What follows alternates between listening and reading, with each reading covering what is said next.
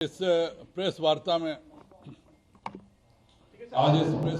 उपस्थित मुख्यालय प्रभारी सुरेश उनका जी, पार्टी के प्रदेश के उपाध्यक्ष सिद्धार्थ शंभू जी, यहाँ उपस्थित राकेश जी, अशोक भट्ट जी, आज दल ज्वाइन करने वाले महंत योगी श्री अखिलेश्वर दास जी, यहाँ उपस्थित तमाम पत्रकार बंधु, माननीय नीतीश कुमार जी के जो महागठबंधन का 6 महीने का कार्यकाल रहा है, वह सिर्फ हत्या, लूट और अपहरण से ही इसकी पहचान बनी है। इससे आगे बढ़कर के उन्होंने जातीय विद्वेष फैलाने का काम किया और हम लोगों ने छपरा जैसी लोमहर्षक घटना भी देखी। आज महागठबंधन के मंत्रियों के आगे नीतीश कुमार जी इतने बेबस हैं कि पूरा पुलिस प्रशासन महागठबंधन के मंत्रियों का आदेश पालन कर रहा है। और हमेशा माननीय मुख्यमंत्री जी पूछते हैं कि जंगल राज कहाँ है। जंगल राज का सबसे बड़ा उदाहरण आज भी अगर मैं दूं तो अभी 9 फरवरी को कांटी में राहुल कुमार जी की हत्या होती है। यह हत्या से 6 दिन पहले ये डीएम मुजफ्फरपुर को बाकायदा, इसमें देखिए 200 ग्राम वासियों का सिग्नेचर है, 200 ग्राम वासियों दस्तखत करके, केवल जिलाधिकारी को ही नहीं, इसमें इसका ये कॉपी भी है, ये सारा स्पीड पोस्ट किया जाता है मुख्यमंत्री को, डीजीपी को, चीफ सेक्रेटरी को, और बिल्कुल साफ साफ ये 3 फरवरी का जो आवेदन है इसमें साफ लिखा हुआ है कि यहाँ के स्थानीय ग्रामीणों के द्वारा जो भूमि कांटी थर्मल पावर को मलबा रखने के लिए दिया गया था, वहाँ के पर स्थानीय ग्रामीण उपरोक्त प्लांट से छाई ढुलाई का जीविकापार्जन करते हैं। यहाँ ज्ञात हो कि उक्त छाई ढुलाई हेतु स्थानीय मंत्री इजराइल मसूरी कांटी एवं उनके सहयोगियों द्वारा जबरन जेसीबी पोकलेन मशीन लगाकर छाई का उठाव कराया जा रहा है।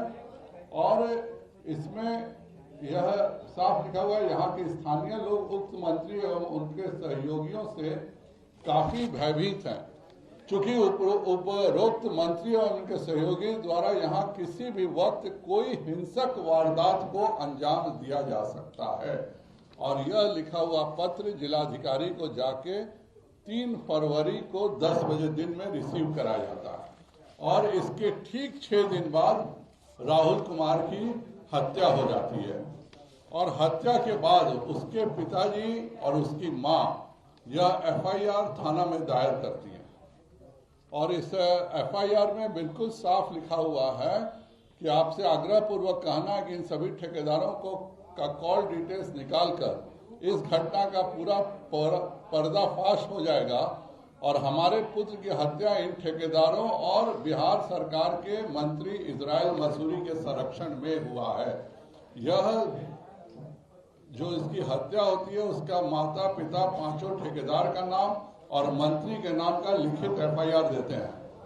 इसको थाना में रखवा के थाना प्रभारी द्वारा इसके पिता को ले जाया जाता है अस्पताल के पोस्टमार्टम में, और वहां कहा जाता है कि तुम्हारे बेटे का पोस्टमार्टम का लाश तुमको हैंड ओवर करना है और इसलिए तुम दस्तखत करो।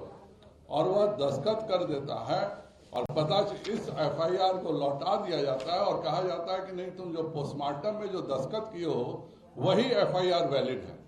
और 3 दिन से आज भी उसकी लाश सुबह तक पड़ी हुई थी। कोई इंसाफ पुलिस के द्वारा नहीं दिया जा रहा है। उसके पिता को मालूम ही नहीं है कि मेरे द्वारा क्या एफआईआर किया गया है। आज भी मैं आप लोगों को वीडियो क्लिप मेरे फेसबुक पे अपलोडेड है, उसके पिताजी स्वयं बोल रहे हैं कि क्या है हमें कुछ नहीं पता है। और इसके पश्चात उसको रोज धमकी दी जाती है। फिर थाने में 500 लोग, एक मुन्ना यादव हैं राजद नेता, विधायक भी हैं, शायद मैं कह नहीं सकता, मुन्ना यादव 500 लोग हो सकते हैं, उनके साथ 300 राजद के गुर्गे ले जाते हैं और सभी लोगों को धमकी दिया जाता है। सबका मोबाइल कांटी थाना में छीन लिया जाता है और धमकी दिया जाता है कि जो तुमने पोस्टमार्टम में दस्तखत किया उसके अलावा तुम कुछ भी कहोगे तो तुम्हारी भी हत्या कर दी जाएगी।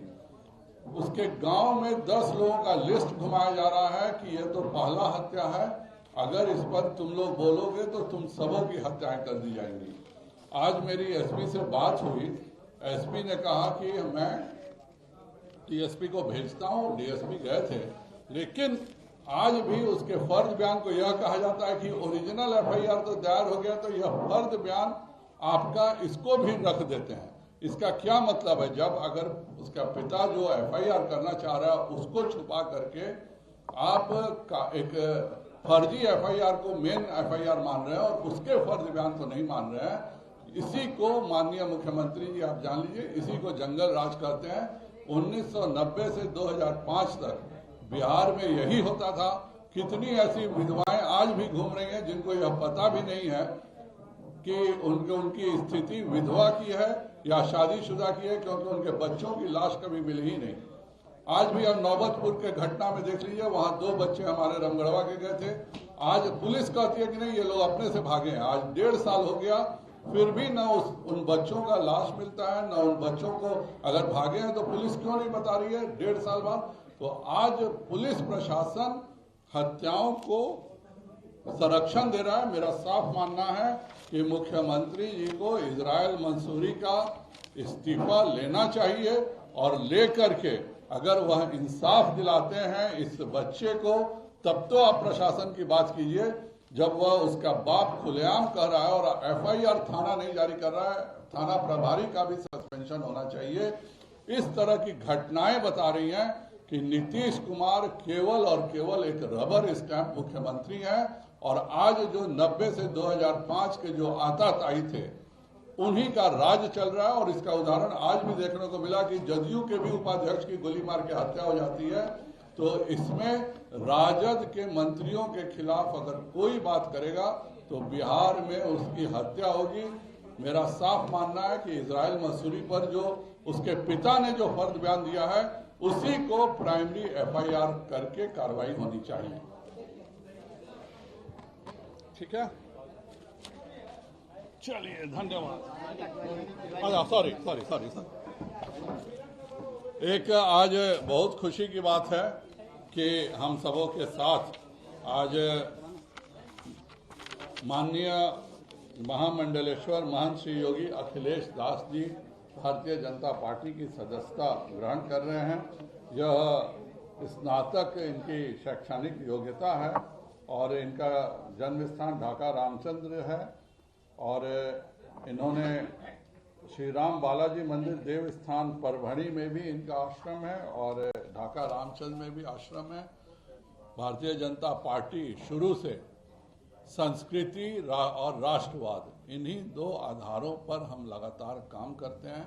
तो सांस्कृतिक राष्ट्रवाद के लिए मैं माननीय योगी अखिलेश्वर दास जी का भाजपा परिवार में स्वागत और अभिनंदन करता हूं।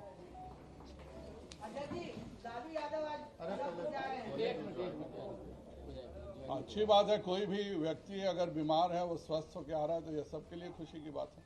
राजद के नेता करें 90 और 91 वाला वही। अरे यार बैठ जाने दो ना यार पहले।